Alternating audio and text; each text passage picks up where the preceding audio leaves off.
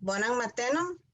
Hoy tenemos la presentación del profesor Federico Gobbo titulada Esperanto in the Web After COVID, Current Challenges and Opportunities for the Linguistic Community of Practice. El doctor Federico Gobbo es profesor en la Universidad de Amsterdam. Sus intereses de investigación y experiencia docente se encuentran en las áreas de lingüística, filosofía y computación. Además, su principal interés es la artificialidad en los idiomas, en donde idiomas se refiere a aquellos planeados como las lenguas auxiliares internacionales como el Esperanto y el Volapük, pero también aquellos creados con propósitos ficticios como el Klingon de Star Trek. Adicionalmente, le interesa el multilingüismo y la política y la planificación lingüística. PhD Federico Gobbo is professor in the Faculty of Humanities of the University of Amsterdam. His research interests and teaching experience include the areas of linguistics, philosophy, and computing. In particular, he focuses on artificiality in languages. Here, the concept of languages refers to those that have been planned as internationally auxiliary languages, for example, Esperanto and Volapük, but also those used for fictitious purposes such as Klingon from Star Trek. Moreover, he is also interested in multilingualism, language policy, and planning. Thank you very much for being with us today. Thank you, Erika, for your beautiful presentation, and thank you, Antonio, for your invitation. I'm really happy of being here again, in a sense, even if only virtually. But I think this is a real nice opportunity to talk about a topic that is rarely under, let's say, under the attention of linguists and policy makers. So I will share my presentation now,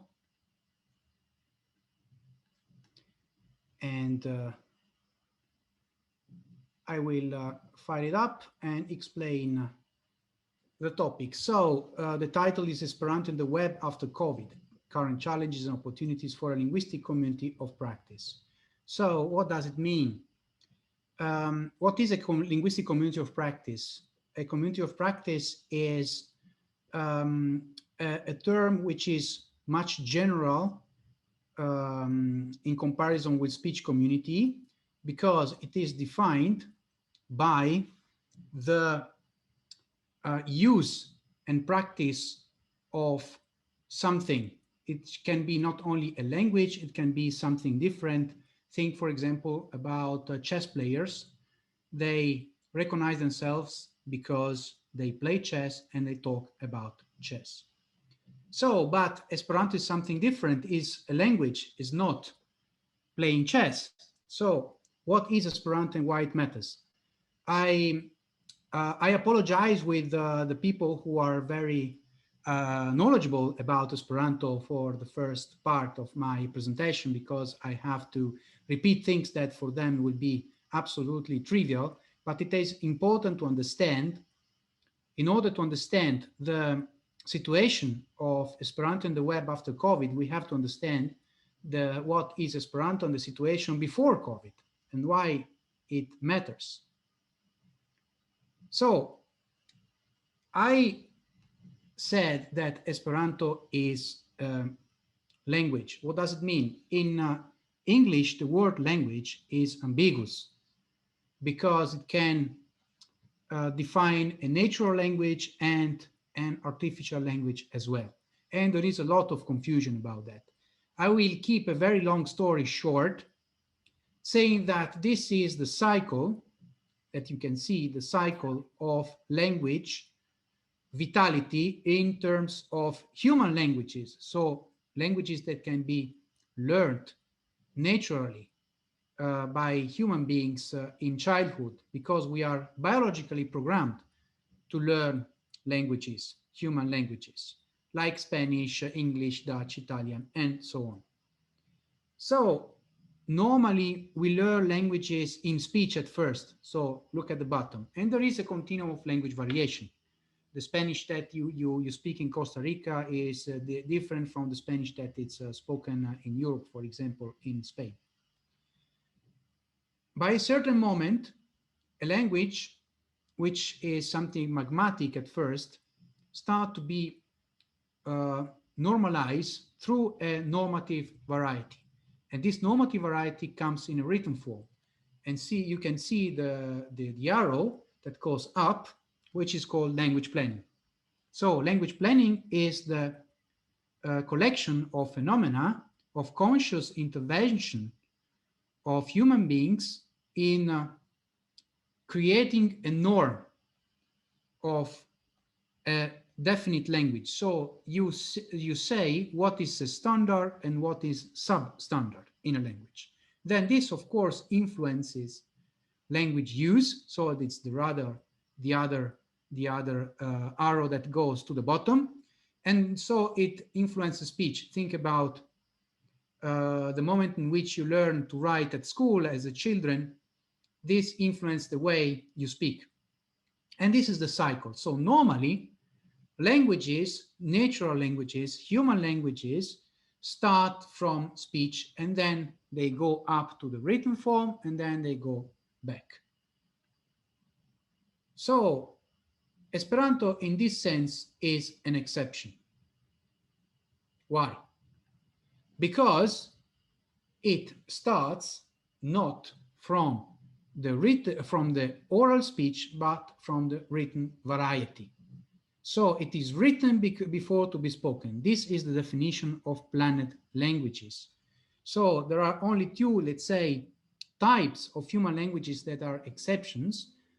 One type is made of the sign languages that are by definition signed and not spoken, and the other are planned languages. So what I have done in my research, in my recent research, is to offer a taxonomy of these planned languages, because there may be different purposes to plan languages.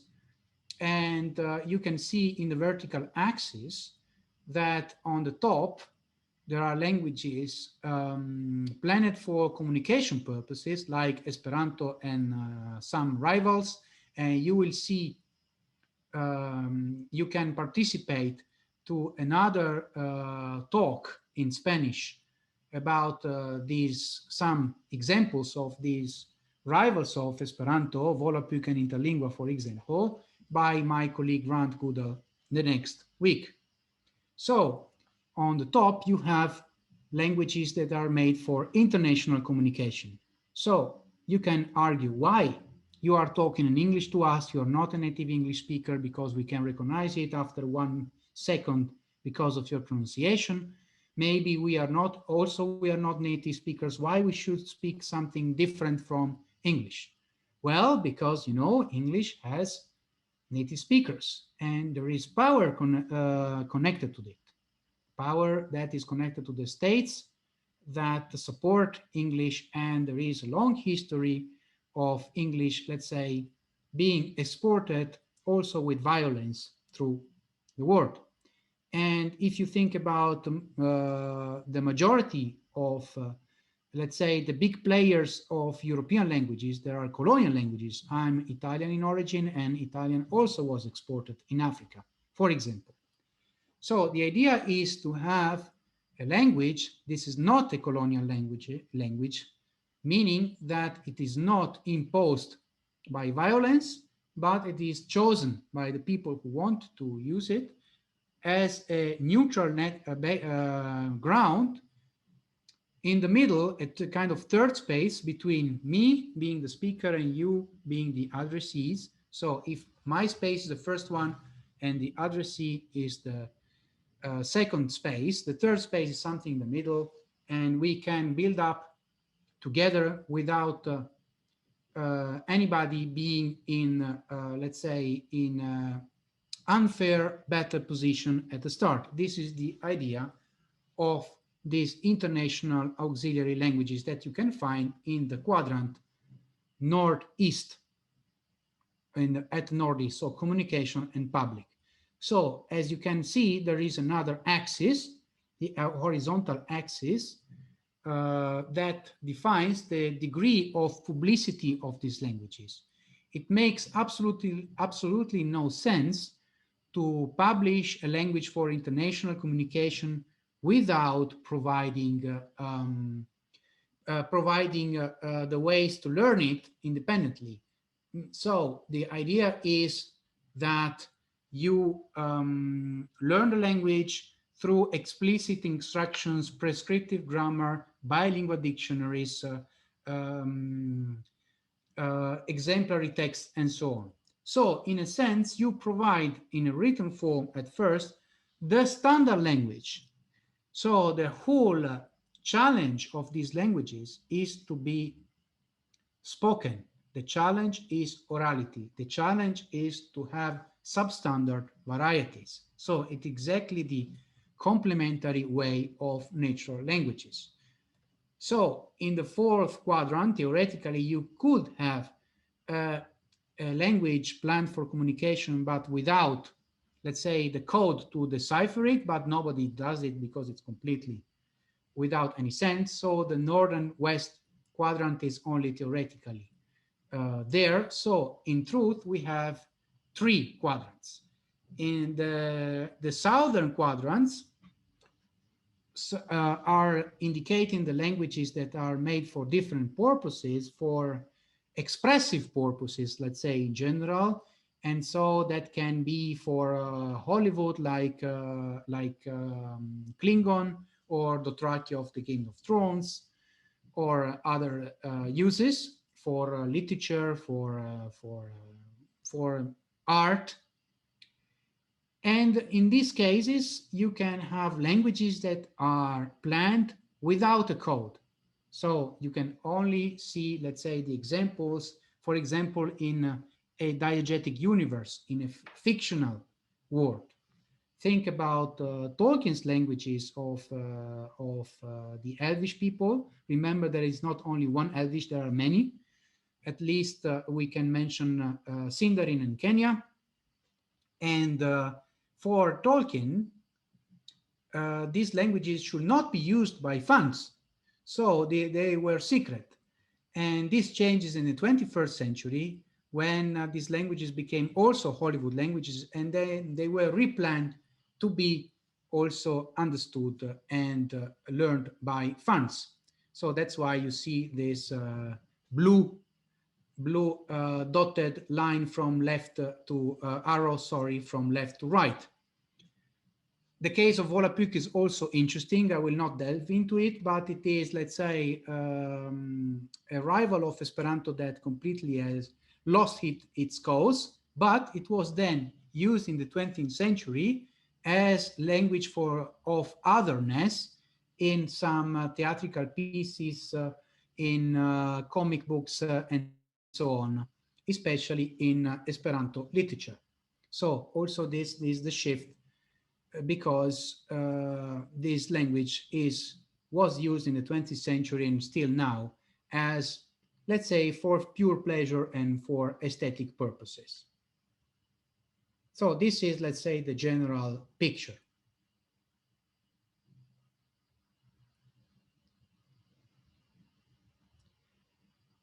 So I want you to have, in a nutshell, a presentation of the Esperanto grammar. La Esperanta grammatiko in Esperanto. Why I decided to do that? Nunc so scelet means in a nutshell. Because what is the whole point in planning a language for communication? You want to avoid obvious difficulties in that learners usually find in learning a language. For example, the distance between the writing system and the speech. English is terrible in that sense, and also French and Danish are not so well, while Spanish is much better equipped, or Italian is much better equipped in that sense.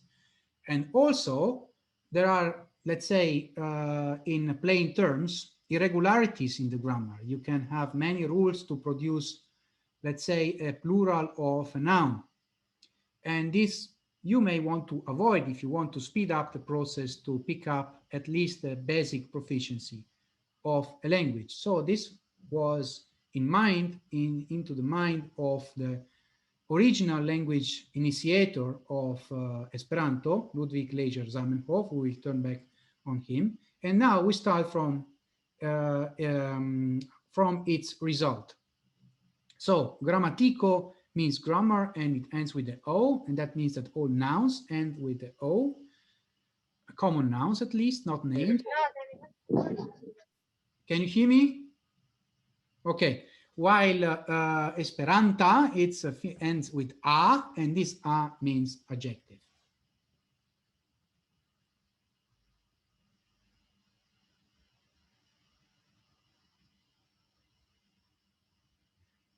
So one principle is one letter, one sound.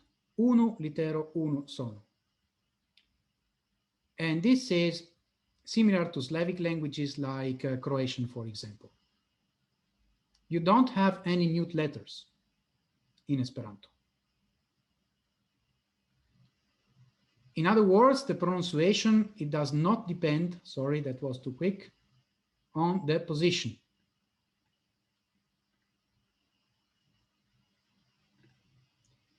La prononzo ne dependas de la pozizio in Esperanto. There are also 6 special letters because of that, and these became the flag characters of Esperanto. What is a flag character? A flag character is a grapheme, so a way to represent a sound, a phoneme in more technical terms, in writing, that immediately flags the identity of the language. The tilde is so strong that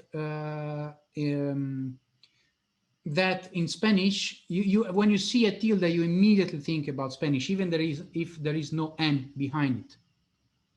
So in the case of Esperanto, we have these 6 letters that have a small hat. 5 of them has a small hat above the consonant, and then there is a small U above the U. So this is how you can recognize an Esperanto text even if you don't know the language. As a remark, this sound, which is the H, like in Spanish Jorge, it is not so much used. So we can say that there is an evolution in Esperanto. There are some sounds and are archaic ways of speaking, some expressions that are not anymore modern. This is perfectly normal because the language is used, and once the language is used in speech, it is under all the normal laws of the flow of natural languages like the others. So only the starting point is different, the fact that there is a standardization in writing. But once the language is used, it starts all the cycle that we have seen before, with not so many differences with respect to other natural languages.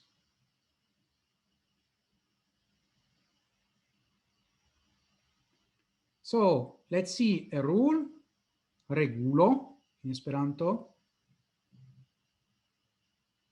La accento falas sur la antaŭ lasta silabo.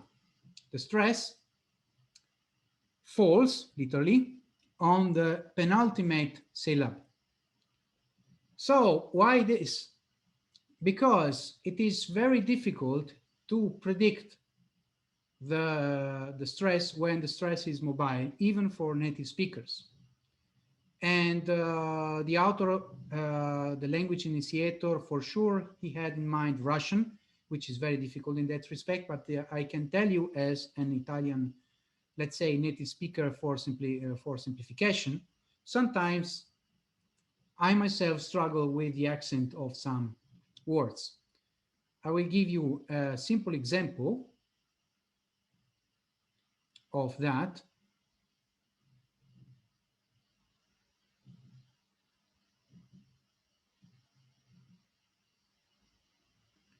okay, you can see that the word telephone, which comes from Greek, is really international.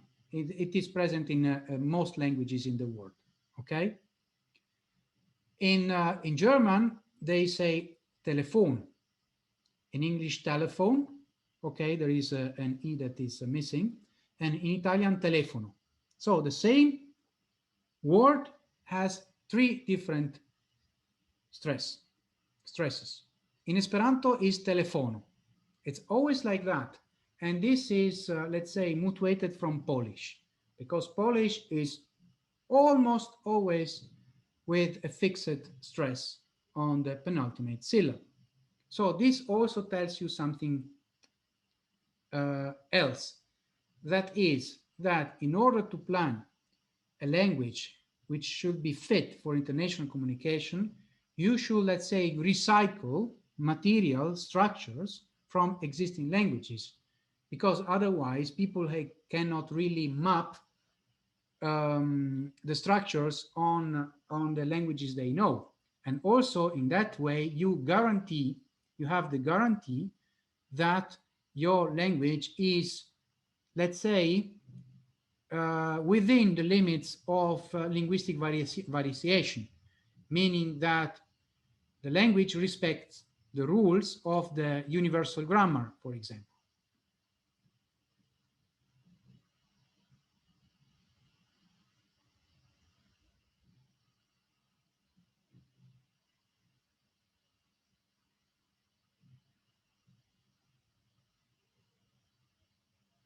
So, demando, ĉu Esperanto estas facila? A question, is Esperanto easy?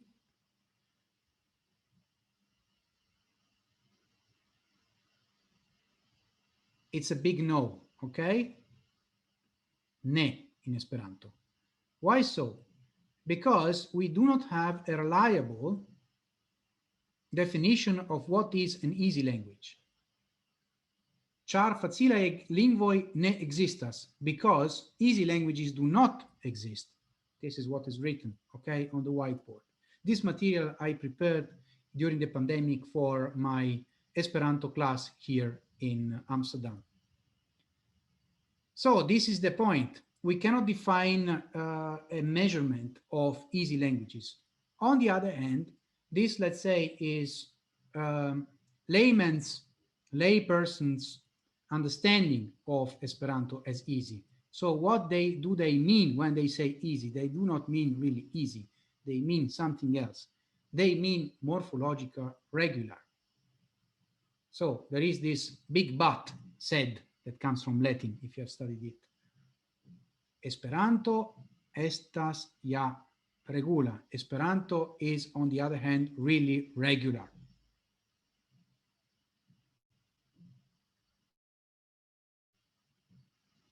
Okay, in multi-parto, in many parts, is not completely regular because it's a language in use. And the more you use a language, the more some irregularities from use will come out.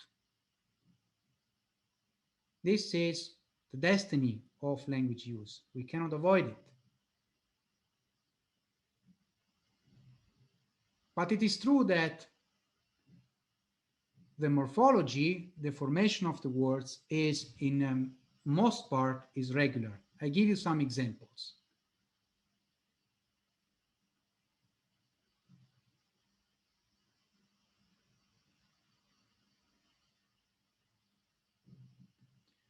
Aquo, it means water, like agua, okay, in Spanish.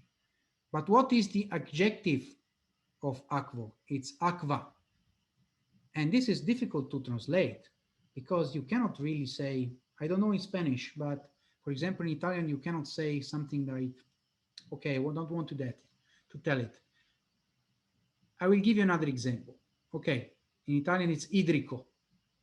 So you have to use another suppletive lexeme in order to transform a noun into an adjective. This is a kind of irregularity that people do not care about. Okay, another example, luno, it's moon. Luna, it's the adjective of moon. What is in English?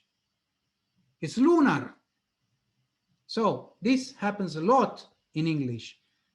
Many times, the adjectives have, let's say, a Latin origin or a Romance origin, which makes for people with Spanish or Italian background easier to understand the adjective than the noun.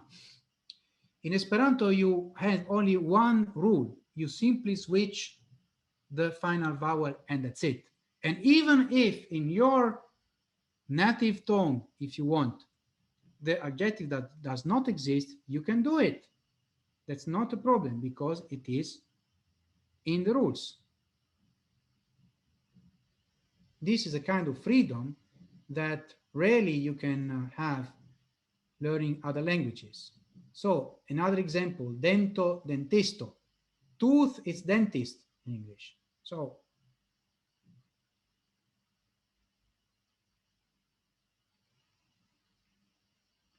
you can ask yourself from which languages, source languages comes Esperanto, because you have seen that and you can see, well, it seems really a Romance language. Well, this can be a false impression, and I explain to you why. So the basis of Esperanto is Slavic, Russian and Polish. Why? Because Russian and Polish were strong languages in the repertoire of the language author.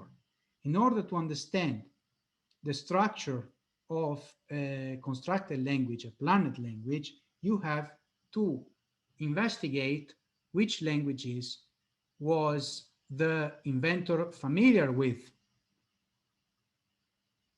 There are also some Germanic languages like Yiddish, German, and English, and then some Romance languages like French, not so many, French actually. And then you have some classic languages, Latin and ancient Greek.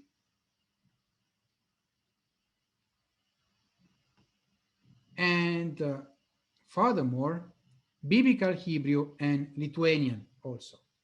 1, 2, 3, 4, 5, 6, 7, 8, 9, 10. 10 languages in total. So, dek in Esperanto. So these, let's say, similarities in the structures are not coincidence. These are, let's say, in the mind of the initiator in most parts.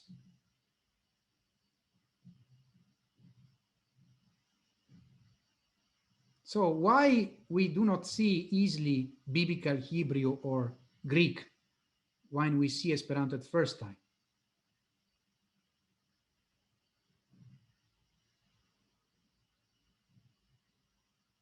So this is what I was saying. Similarities with other languages are by chance. With these languages are not by chance. So how Esperanto relates with its source languages? This is what it is written in the question. If you have studied, and you know you had studied Creoles, you know that there are at least two levels. One level above the surface, what you see, and what you see in a language easily is, let's say, the lexicon, and the level under the surface, which is hidden, which is the structure. The structure is more important than the lexicon in defining a language.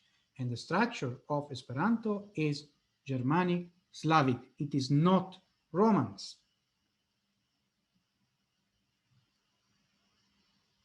While about the structure, the lexicon is Latinate in most part. 75% more or less, according to computational linguistic analysis. The rest is Germanic, 20% more or less, okay? While the reverse is true for the structure, 80% Germanic Slavic and 20% the rest, more or less. Pli, malpli, more or less.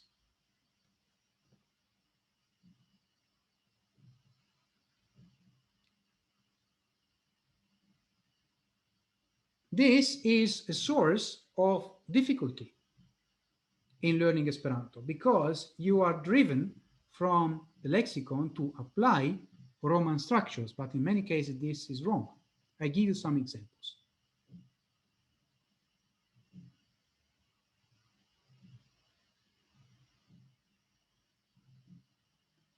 This is a compound, ter pomo.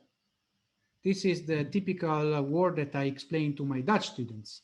Why? Because it has lexically material from French, pomme de terre, but the structure is like Dutch, by chance, in that sense, apple, which means earth apple, which means potato, okay? So you can see that the lexicon is French and the structure is Germanic. This happens really a lot in Esperanto. Another example.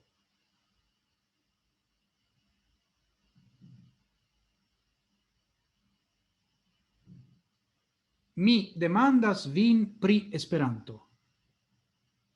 Literally is I ask you about Esperanto. So the point is that the object is the person who received the question, is not the topic, which is very different from Romance languages, because this is exactly the German fragen and also fragen in Dutch. So this is Germanic again. So the structure is Germanic, but demande, it seems to be French, seems to be Latinate.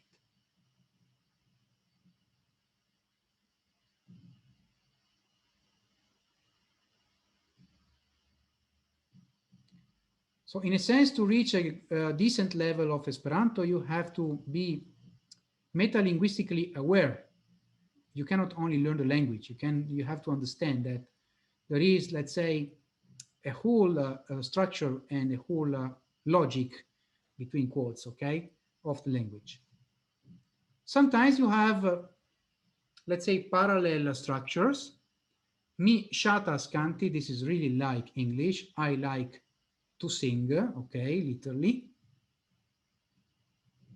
But you can also say, al mi plaĉas kanti.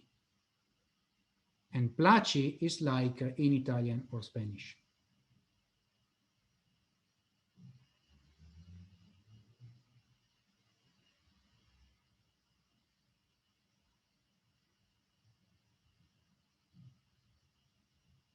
So how to define typologically Esperanto? Esperanto estas plan lingvo laŭ kontakto. Esperanto is a planned language because of contact. So you have seen if you have studied Pidgins and Creoles, that contact in that case, in the case of Pidgins and Creoles, is spontaneous. And in many cases is not, let's say, pacifically spontaneous, okay? It's a colonial thing. Here, the contact is planned. So the contact is in the mind of the language author. So the process is completely different. So you cannot say that Esperanto is a Creole. This will be a gross error, but it is nonetheless a contact language.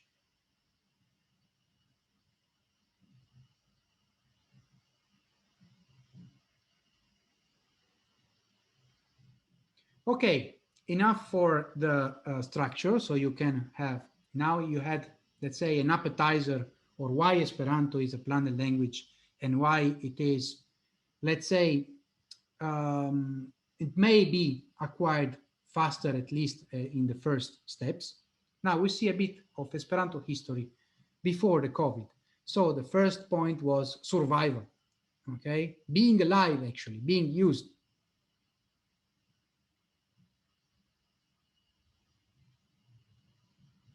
So Esperanto is not without a history.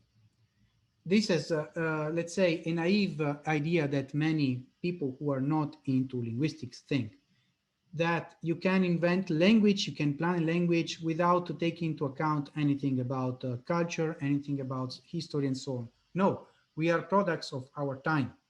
So it is not by chance that Esperanto came out in 1887, and it was into this wave of the innovation of its time.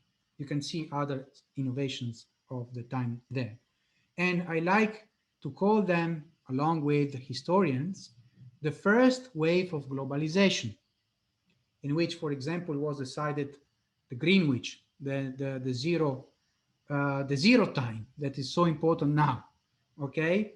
Or the photography, the cinema, the postal union in order to know how to send a post abroad, for example, the telegraph, the Tour Eiffel, the Olympic Games. A lot of things were invented in very short time by the end of the 19th century. So Esperanto is part of that wave.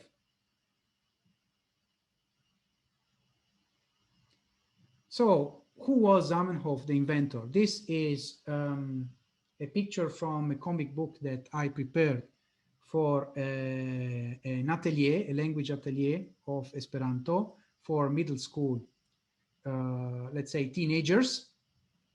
And you can see that it is a very small town, Białystok, by the eastern border of nowadays Poland. So in the middle of geographical Europe, in the eastern of political Europe, let's say now.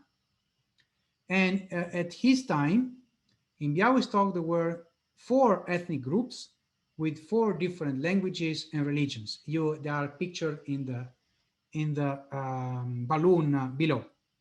They were the Catholic Polish people, the Orthodox Russians, the Protestant Germans, and the Jewish that were speaking Yiddish, the Ashkenazi, if you are expert in the Yiddish studies. But it's not so important. The important point is that to the young Zamenhof, this impressed him a lot, and he was convinced during all his life that the source of unhappiness of humankind is to be found in 2 roots: the difference of religions at first and the difference of languages, in this order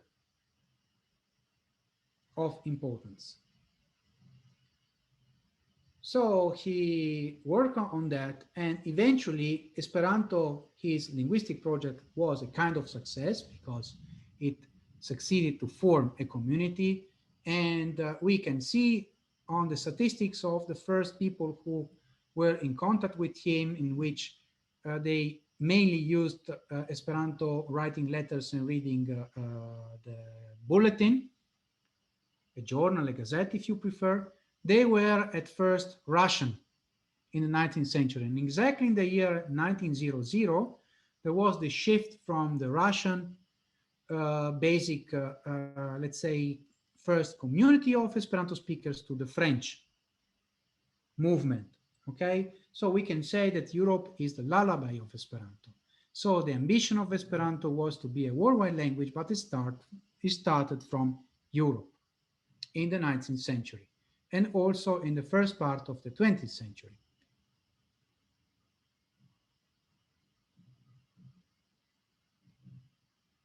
When it came out in the French, let's say, angle of the world, it seemed to be a very modern thing that can fly like a zeppelin to the future and to liberate humanity. Of course, this is kind of, let's say, spleen picture, because this did not realize at all. Why not? Because history went in another way in Europe. So after a very important moment in which in 1905 the community was very strong and was very united by Zamenhof and the other pioneers, they gathered for the first time together as brothers, as members of just one nation. Okay, that was the idea of its time in 1905, and there was a hope that Esperanto could be picked up quickly as the language of diplomacy and peace building. that hope was destroyed by the First World War in 1914. But Esperanto survived. But it has to adapt itself. So one of the latest public documents published bilingually in Esperanto and in English by Zamenhof was this appeal to the diplomatists what to do after the Great War. And he had a very clear idea. We have to build up the United States of Europe and to have an international tribunal for war crimes and so on. We have it now here in the Netherlands, in The Hague, but we had it after the Second World War. So really, he had a very long-term vision. Anyhow, the movement survived Zamenhof, who passed away in 1917, and in Geneva, in the neutral Switzerland, Esperanto was on the table of the newborn League of Nations, the Société des Nations, but it failed to be picked up as, let's say, official and working language. Why? Because also Esperanto was popular, let's say, in the working class circles, especially among anarchists and socialists, and then also communists, in an anti-fascist fashion. And so you can see this, even if you don't understand Esperanto, you can see that Esperanto should be help Spain not to be under the Franco's rule like Italy and Germany. So the idea is that Esperantists from all over the world should act with energy against the international fascism. This is what is written in the bottom. This is very famous political poster of the 30s. So there are also political ideas attached to Esperanto. It's not in the vacuum, because Esperanto is used by people. This is another comic book, and you can imagine what happened in the Second World War. For Hitler was the language of Jewish conspiracy, and from Stalin the language of the spies. So not so fun facts, and the Esperantists were persecuted during the Second World War. This story is very well described by historian Ulrich Linz from Germany, and now there is also the book in English entitled The Dangerous Language, so Esperanto under Hitler and Stalin, and the decline of Stalinism. So Esperanto is not only a hobby for people, it's something that is loaded with values. So this is, let's say, the traditional movement until the Second World War. What happened after the Second World War? Where, in order to avoid the Third World War, the nations established the United Nations in 1946. This is the General Assembly, the first one. And again, Esperanto was in a way on the table. It's a very long story, but I will keep it very short. Esperanto gained recognition by the UNESCO General Assembly in Montevideo in 1954. And since that year, it grew up, established, let's say, link as an Esperanto movement, as the associations supporting Esperanto with UNESCO. And to keep a very long story short, I will give you, I will let you hear a very short speech that was given some years ago by the representative of the Universal Esperanto Association at the Assembly of UNESCO. So let's listen together on that.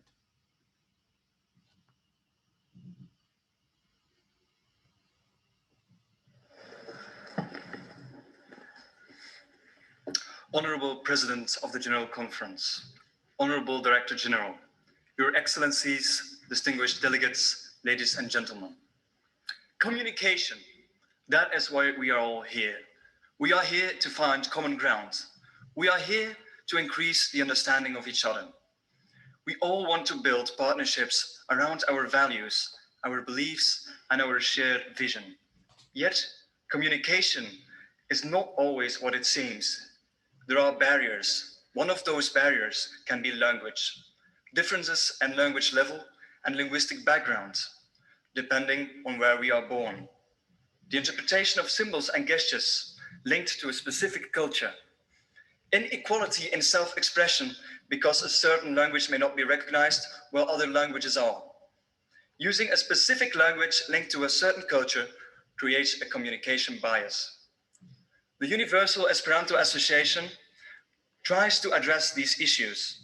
Together with more than 100 national Esperanto associations and more than 60 specialized Esperanto agencies, our association advocates depth of communication, equality of language and culture, language diversity, and intercultural exchange.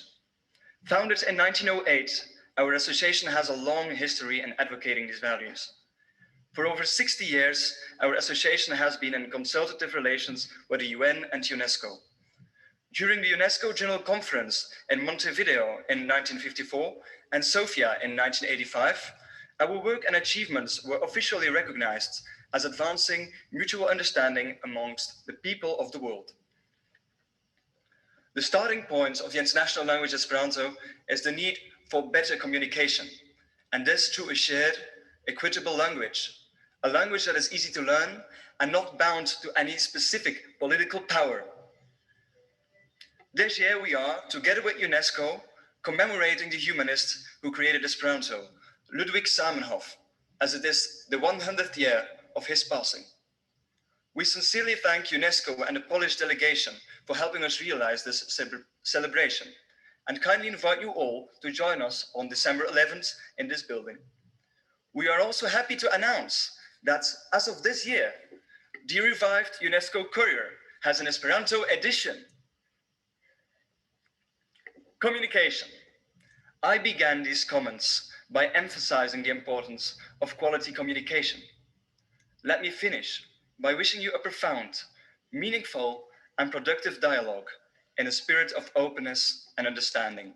Thank you. Merci. Okay, now we will see what happens after the Second World War, because the movement completely changed. And the center of the movement became the World Esperanto Congresses. I am very happy to have found a video, a historical video of the World Esperanto Congress in Vienna in 1970. So you can listen to a very good Esperanto pronunciation, and I've put myself English subtitles, because in this video, not all the video, I have cut some parts, you will have an idea, again, an appetizer of what does it mean to live Esperanto concretely, because Esperanto is not only, let's say, a struggle to be recognized from an official point of view by international institutions and national institutions, but it is a lively language and a living language, and its vitality is made by common people. They use it to do what common people do. So communication, as it was just said. Ĉiujare la Universala Kongreso okazas en alia lando.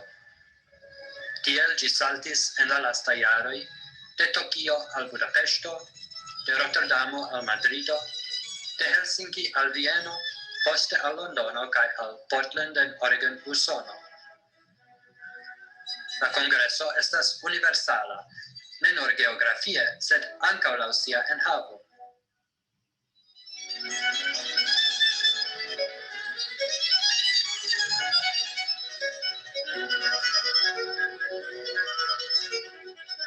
En la universalaj kongresoj partoprenas meze ĉirkaŭ 2000 kongresanoj el 40 da landoj en ĉiuj kontinentoj. La fakto, ke ĉiuj posedas unu komunan lingvon, signifas, ke facile ligiĝas internaciaj amikecoj en kaj ekster la oficialaj kunvenoj. La rektoro de la Internacia Somera Universitato estis la monde konata fakulo pri terminologio kaj dokumentado doktoro Eugen Wüste. Profesoro Lapenna prelegis pri atingoj kaj malsukcesoj de Unuiĝintaj Nacioj.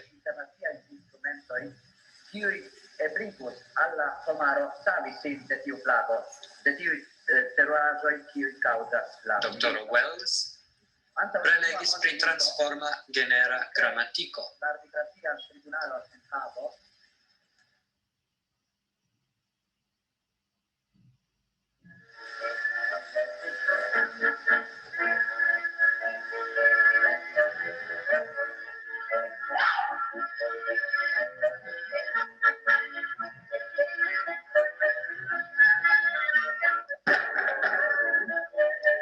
La oratora concurso por la junularo, same kiel la belartaj aŭ literaturaj konkursoj, ĉiam vekas grandan interesiĝon ĉe la kongresa publiko. La kongresoj donas fortan stimulon al la evoluo de la Esperanta teatro. La pola aktorino Karina Vaŝkiewicz prezentis en Vieno la emocian monologon Sibilo de la sveda verkisto Per Lagerkvist.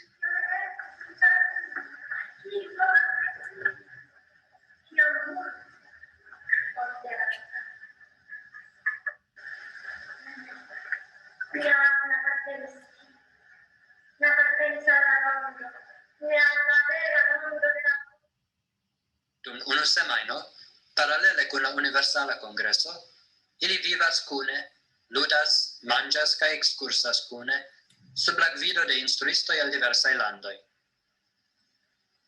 La grupoj estas tiel kunmetitaj, ke en ĉiu grupo troviĝas infanoj el kiel eble plej multaj landoj. Inter ili troviĝas multaj infanoj de internaciaj geedziĝoj, en kiuj Esperanto estis, almenaŭ komence, la sola komuna lingvo, kaj en kiuj ĝi restis la normala ĉiutaga lingvo de la familio. So you can see that, and you can see that after the Second World War, in the modern Esperanto period, let's say, the Esperanto community started to produce different forms of culture. We have seen, for example, theater. Okay, so not only literature, not only translations, original literature, but also other forms of culture. We remember that in 1968, there was a big novelty all over the world, meaning that generations start to define themselves as identity markers through generations themselves. So it emerged a distinct youth culture also in Esperanto.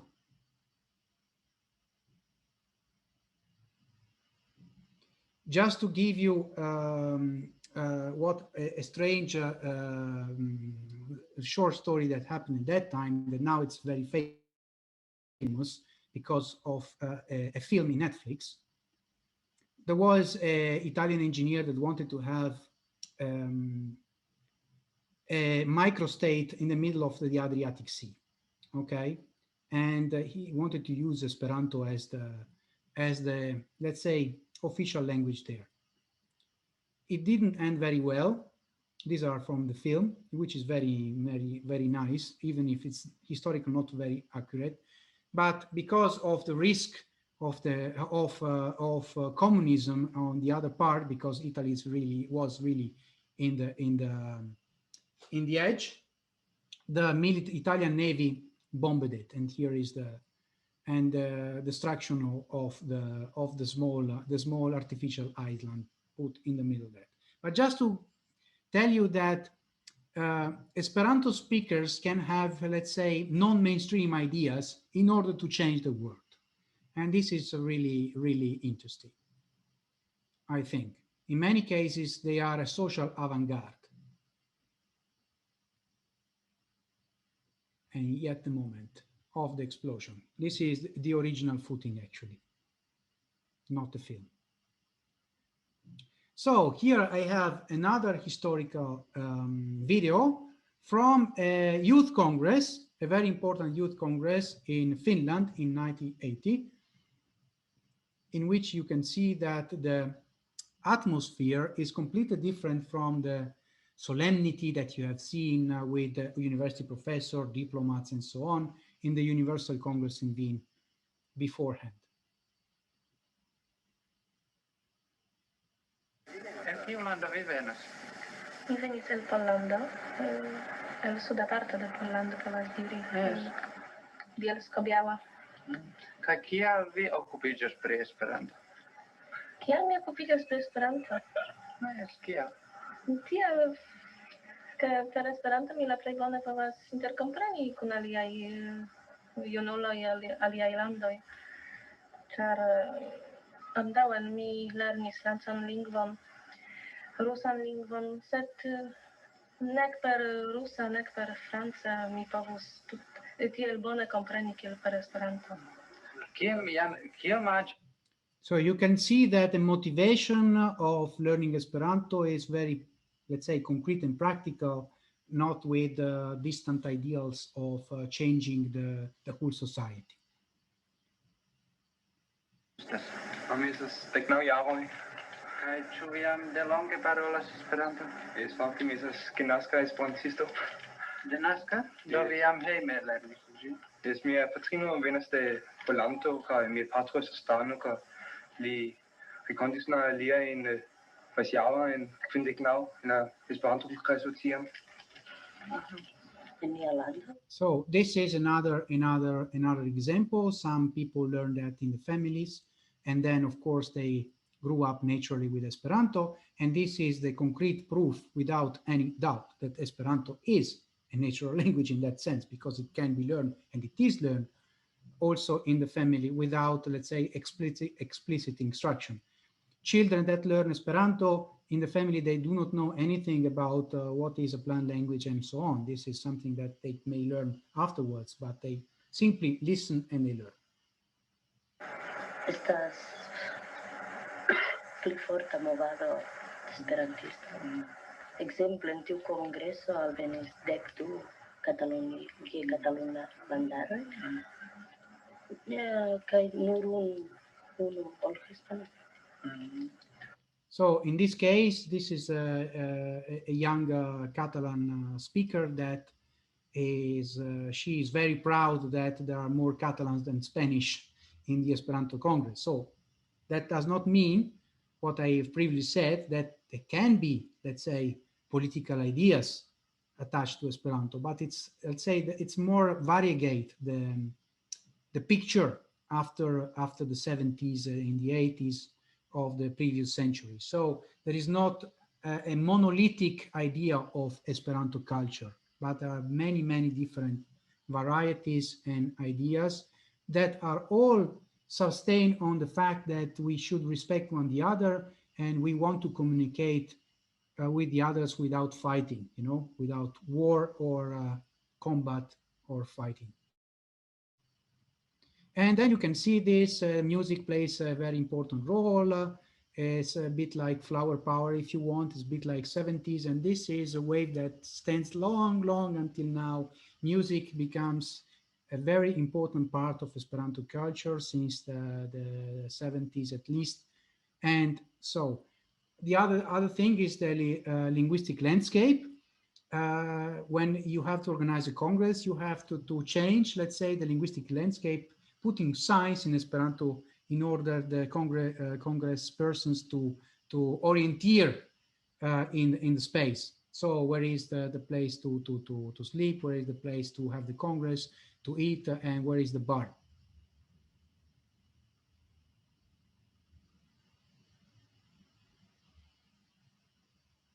And the other thing is that the Congress is made, the youth Congresses are mostly made by the participants themselves. This is an atelier of origami made by two young Japanese participants. So you simply can show your talent, you show your culture and so on. So it's much less, let's say, formal compared to the World Esperanto Congresses. And this started in the 70s and in the 80s, and it became part of the Esperanto culture.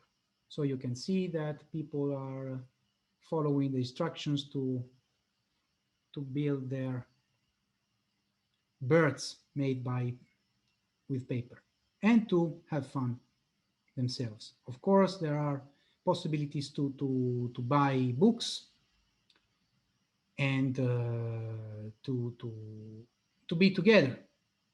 So also you can see vinyls and so on. These are, it's a dance program and so on. So you can ask yourself, what is this related to the COVID change? Well, this is a lot of relation, because what we are missing now is public in presence. So you can not anymore have a picture like that. So what does it mean? That the Esperanto community adapts itself, presenting the same things in a new way. But before to go to that, I wanted to show to you an innovation of the 90s, which became very, very popular, which is called Gufuyo. I will not explain in English what it means, because it's not very translatable. It's not really translatable. Origina ideo estas que estas tranquila loco kaj sen alkohola kaj sen fuma.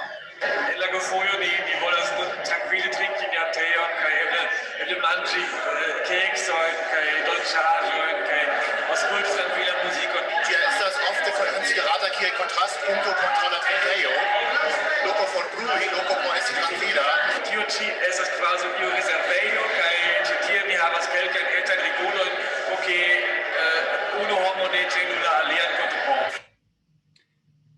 You can see that in the 90s there was a lot of noise, okay? So this calm place was really needed. I can tell you that... La Gufuyo es inventita en la 1990 jaroj do iom cent jaroj post Esperanto. So this is very interesting, because when the Gufuyo, this special place, became a normal fact, you start to forget the origin. Who did it at first? Well, maybe in the 90s, yes, it is true, it was in the 90s. But that is the point. So there is also an oral culture that is within the Esperanto community. So it's not only production of pieces of art explicitly, but also ways of life, if you want.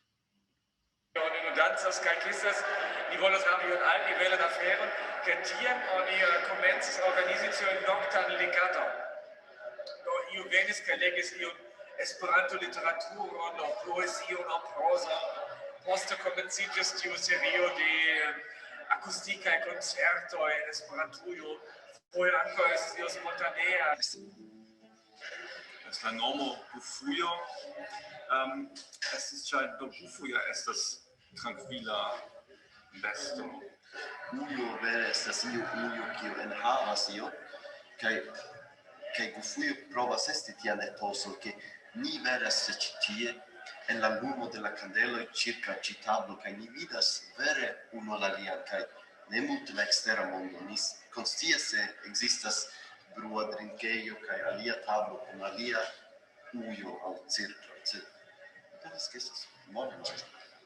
So you have seen that they try to give an a posteriori clarification and justification of the name, because nobody really knows who invented it first and why it was like that. So it started to be an urban legend in a sense. But on the other point I want to raise here is that you can see that this kind of place is a place of intimacy. And this is very difficult to reach, of course, in this pandemic crisis. So it is not, absolutely, it's not trivial to find ways to keep it in COVID times. Ĝi estas belega ekzemplo, kiel kelkaj homoj elpensas ian domon en Esperantujo, enkondukas ion kaj ĝi daŭriĝas kaj iĝas tradicio, kvankam la homoj mem ne plu estas ĉe la renkontiĝoj. Ĝuste en la junulara renkontiĝo ĝi estas plej bonvena. So this is, let's say, the very long basic information of Esperanto. What happened is that there were a lot of let's say, experiments during the pandemic, and I was invited to talk about this topic, what to do during the pandemic. So in a sense, in Esperanto to the Esperanto speakers. So now it's in a sense today it's the complement for the non-Esperanto speakers. Even if I see some recognizable names in the public that know Esperanto very well, as it usually happens, and you are most welcome. So the difference, I think, the main difference after 1 year and most than 1 year, more than 1 year experience now, is that, okay, we have to rely first on technology. So we cannot, so the language is not by itself enough. Before, it was just two people meeting and speaking Esperanto, you were already doing something. Okay, now you need more structure because of technology. Languages are the first level of technology, but in order to meet and to communicate, you need our digital technologies that we are also using now. So the congresses became online events. But the point is that online, it's not like traveling physically. So what does it mean? It means that you may organize as a local club of a city an online meeting, an online event that is more popular than an event organized by an association of the whole country. So it is really, really different. So before the COVID, there were two main points: the World Esperanto Congress each year, and the Parallel Youth Congress, and if you want, the Small Congress for Families. These are the three pillars each year before the COVID. But now there is a mass amount of events, very sparse, that may be on the same level of importance, at least theoretically, because the technology in that sense is leveling all the differences between the congresses, because by the end we are here in Zoom or something like that. And the main point to find them is this Eventa Servo, this dynamic calendar, and there are a lot every day. You can spend all the day, all 24 hours, participating more or less to something, which is really incredible, amazing, but also very dispersed, because sometimes there are few people there, okay? 10, 12 people, or if the most popular that I've seen, there are some hundreds, okay? But this is really strong. So it is difficult to, let's say, convey energies in common, on common goals. This, I think, is the challenge of Esperanto nowadays. On the other hand, there is an opportunity. You can see that are from different parts of the world. Poland, there is Canada, Germany, Brussels, whatever, wherever.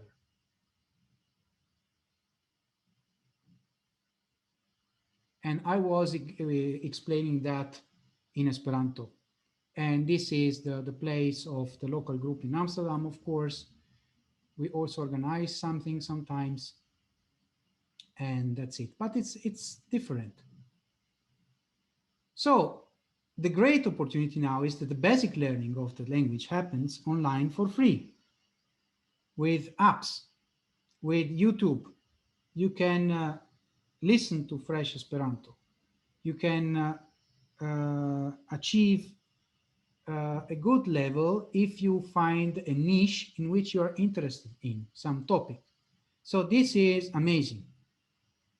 Before all this digital wave, most of the struggle in teaching Esperanto was on the basic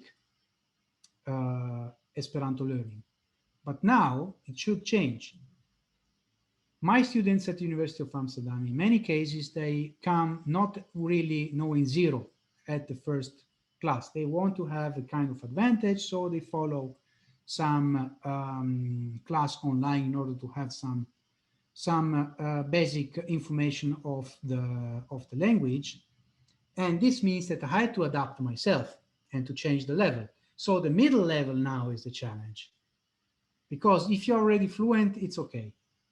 But between the beginners and the expert, there is the intermediate. And this is crucial because most people, I think, lose interest there because they are bored by the basic stuff they can find, and they are, let's say, afraid to go for very strong stuff like difficult books or something like that.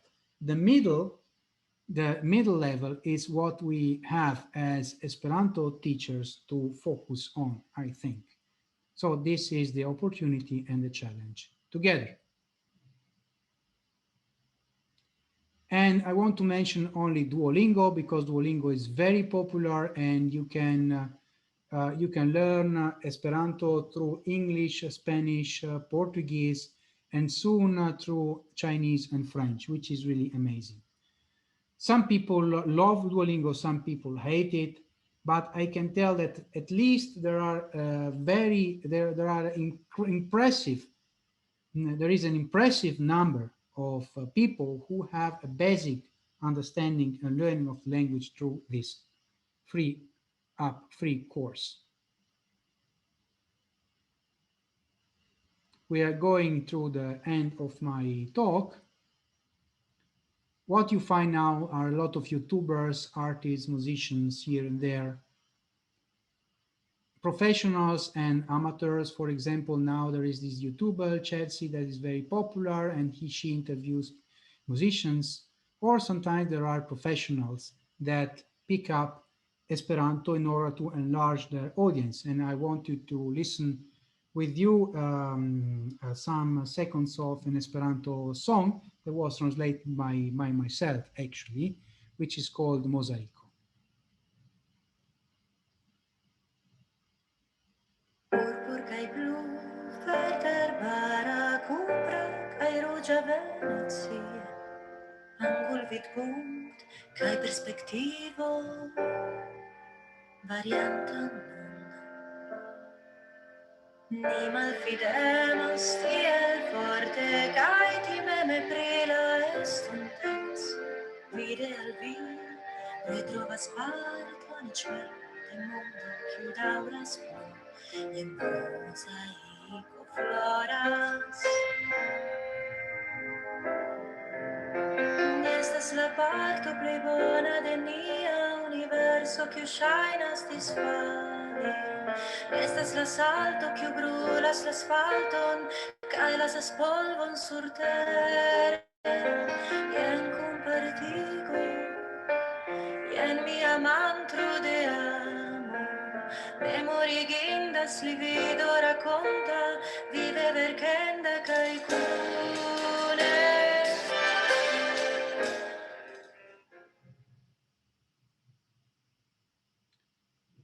So the Esperanto youth, the World Esperanto youth in particular, was very active and proposing, let's say, new forms of participation. And this is generally true, meaning that the young generation is the real avant-garde of Esperanto movement. So one of these things is this proposal for sending videos about what we learned during the pandemic. I myself participated, and I will show to you what I said in Esperanto with English subtitles. It's 1 minute. Kion mi lernis dum la pandemio? Ha, bella demando. Nur 1 minuto haveblas? Mi pensas che la tuta lernado ŝanĝiĝis por ĉiam. Mi lernis aprezi kelkajn simplajn aferojn de la vivo, kiel brakumi, promeni, paroli kun alia homo sen vidteknologioj inter ni. se mi devas doni nur unu mesaĝon pri la plej grava afero kiun mi lernis dum la pandemio, jen ĝi. Esti feliĉa estas decido.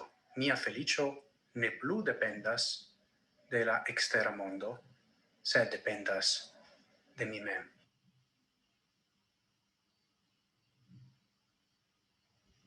So they collected these videos, and I myself proposed for 1 year a series of meditations on Zamenhof's collected works.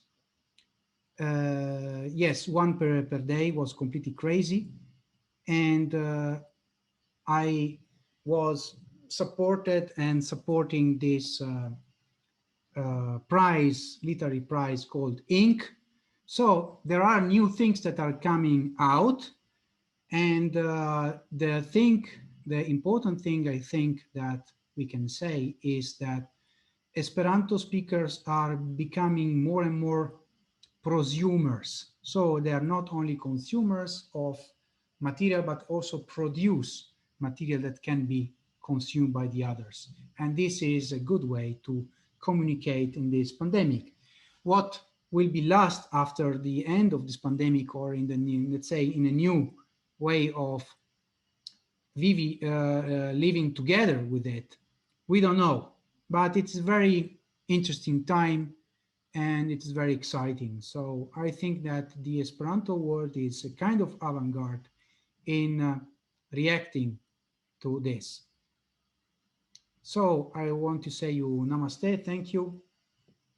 And these are my contacts. In a part, I indicate to you the email f.gobbo@ufa.nl, in which I will answer on almost a daily basis, let's say, if you have any questions about what I have said until now. So now I think that I want to leave the floor to questions and comments and remarks. So thank you for your kind attention. Danko. Thank you, Professor. Do you still have time for some questions? Yes. Perfect. So, pueden preguntar acá directamente o a través del chat.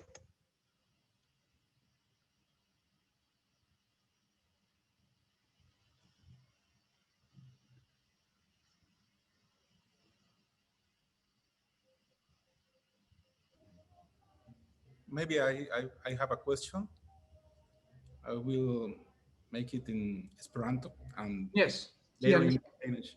And koran dankon Federico por tiu ĉi prelego, tre bona prelego. Mi volas demandi aŭ komenti ion, ĉu ne? Esperanto estis avangarda en pluraj iniciatoj. Ekzemplo pri bankoj, ĉu ne? Net-centrigitaj bankoj, kaj ankaŭ Esperanto estis avangarda ekzemple pri kiel nomi tio, internacia loĝado por vojaĝantoj. Yes. Kaj estas aferoj kiuj okazis poste, nur kiam la teknologio ebligis tion. Nun mi diros tion en la hispana. Bueno, le agradecía a Federico por su excelente conferencia, y también hice un comentario que el Esperanto ha sido vanguardista en muchos aspectos, que mucha gente cree que en realidad son nuevos, pero eso ya existía de antes. Por ejemplo, las monedas descentralizadas, como la del Bitcoin, que bueno, reposa sobre una tecnología particular. Sin embargo, ya el Esperanto tenía una moneda hace unos 100 años, casi, Stelo, y cuestiones como, por ejemplo, el coaching que se hace ahora, ¿verdad? Para viajar y otras iniciativas similares, en realidad ya existían dentro de la comunidad esperantista. Do, ĉu mi respondu Esperante, kaj poste mi respondu angle? Angle.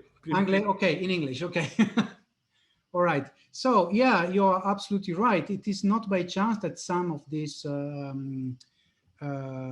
cryptocurrencies use an Esperanto name, like Monero. So there is this kind of legacy, okay? So yeah, another example that I use always in class is that the first International Association of Vegetarians was founded by Esperanto speakers in Dresden in 1908. And many of my students are vegetarians, and they do not know, of course, that. So it is really interesting because I think that Esperanto attracts people who want to change this world now, not in their afterlife. So that's why that there are so many avant-gardists. The point is how to transform an avant-garde in a mass. This is the challenge, and this is the difficulty. Because in many cases what happens is, if you think about the early days of the internet, before the World Wide Web, there was this literature avant-garde called cyberpunk. And I was young there, and I read these authors and so on, and they had foreseen a lot of the things that happened afterwards, but they were not, let's say, leading that in a political way.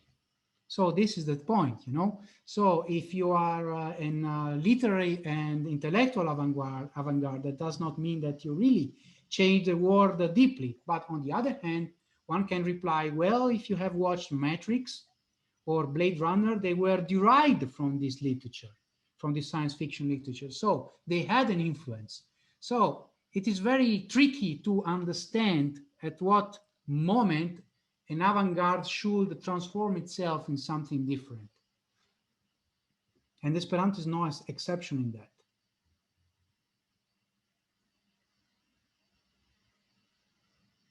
Okay, thank you. Is there any other question or comment?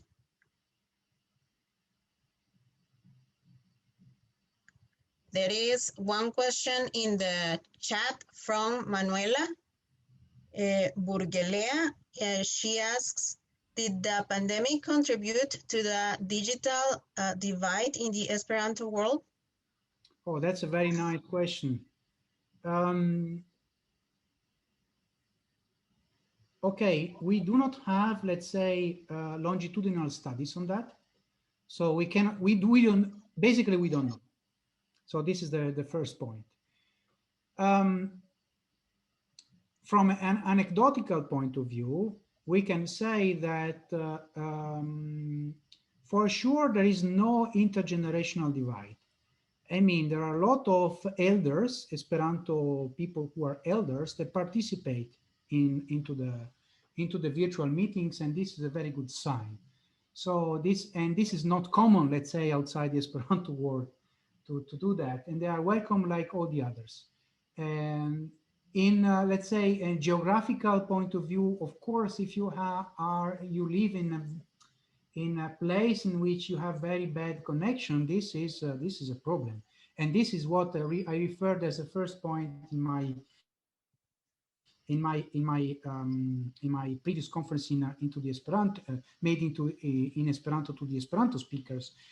Esperanto as a language is not enough. You have to rely also on technology, and this definitely can form a new kind of barrier, and we have to be very well aware of that. Absolutely. This is another form of challenge. Okay, thank you. One question from myself, like on the other side, people who do have access to internet, don't you think that this is the chance to have like even more learners, at least from the basic level? Yes, because that was my case. That pandemic was like a really big push to start learning, and it's entertaining, and it was amazing. You're absolutely right, and this was something that that absolutely happened. There was a tremendous explosion of new learners for the basic stuff. So the challenge now is to say, okay, we have prepared that, we have the tools, we have the material online and so on. Then we have to change our learning and teaching style. I mean, the problem is for the intermediate level, people still are presenting a book and that's it. No, you have to say, okay, where is the internet connection in this place? I mean, I cannot teach anymore Esperanto without an internet connection, because I want to show students examples of pronunciation different from myself, for example, and commenting a video or listen to a song and let's say extracting the words. These are things that you cannot do in the very basic level. But you cannot all the time only rely on basic stuff, because otherwise people get bored.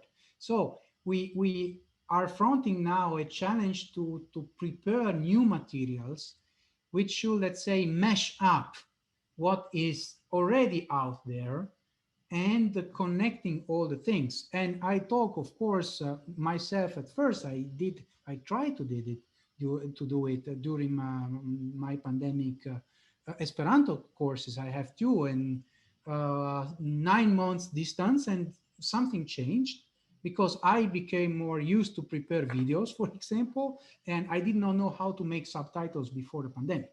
I learned it. And of course, it's not perfect, but it's something that you learn, and the only way to learn is to do it after all. And students appreciate that you are trying to adapt your style to the new environment, because it is a new environment. And I'm absolutely convinced that the future will be hybrid. Even if we become coming back to class, there are things that we want to do better online. So it will be something different, and we have to be flexible and to keep learning how to teach all the time as teachers, because otherwise we can really lose a big opportunity. In one course I took last year, I was amazed by the amount and different kinds of music that you can find in Esperanto. It's almost like for every taste there is the music, and it's amazing like how attractive the course can become incorporating that. Yes. Into. You're absolutely right, and this happened because music became very popular in the late 60s and the 70s, as we have seen in this historical material, especially in the youth congresses, and became a real tradition.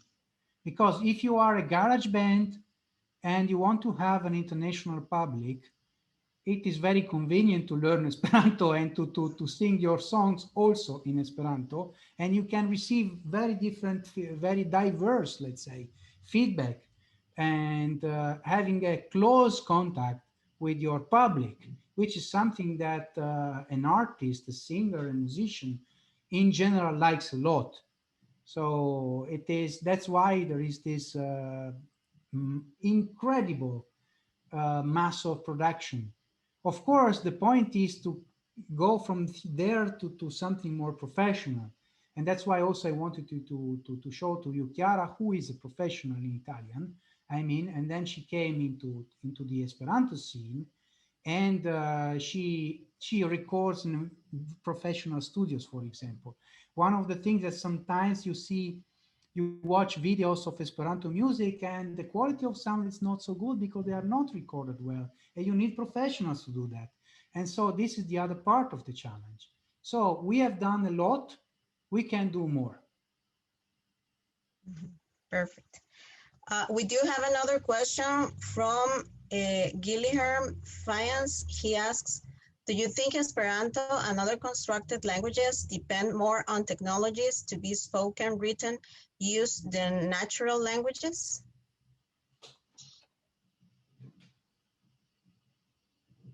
I'm thinking, this is a deep question.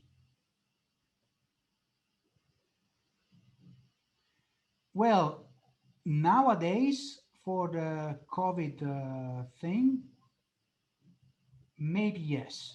Maybe this can be a shift. This may be something that is emerging now. Now, if you want to have a language that I'm thinking about a revitalization of minority languages and also indigenous languages in the Americas. There is a lot of struggle in having writing systems that are used by the speakers. And in order to produce, for example, Wikipedias in the languages, or to chat via WhatsApp or Telegram in the language. And this is something that is becoming more and more important. So I think that the more we use technologies, digital technologies in our daily life, the more this factor will be important also for these languages. Yes, but this is not because of these of the languages themselves, but because the whole society is changing. I think, but this is really a working hypothesis. I have no studies about that. It's really everything really new, but it's also exciting to do research in that. I have called that the coolness factor, the coolification of these languages, because in many cases, minority languages are linked with the good old times, you know, when we were in a pre-industrial world and we were using these languages in contact with nature, which is very nice. But if you stick with that, the world has changed and these languages are doomed to die. I'm sorry. So that you have to change the grand narrative, to change the storytelling, and to make these languages cool. So to use, I mean, for example, Cherokee in video games, okay? These things that are happening now. And this also, it's similar and different, of course, also with languages like Esperanto or Hollywood languages like Dothraki. It's an exciting new field, this for sure. Okay, thank you. Is there any other question or comment?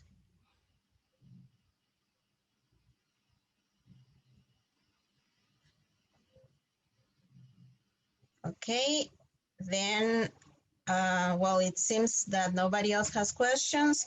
Dankon, Professor Gobbo. Thank you so much. Muchas gracias. Koran dankon. Koran dankon. Koran dankon. Gisla venonta foyo. Gisla venonta. Y muchas gracias a todos por acompañarnos. Y thank you very much once again, Professor. Thank you. Dankon, Gis.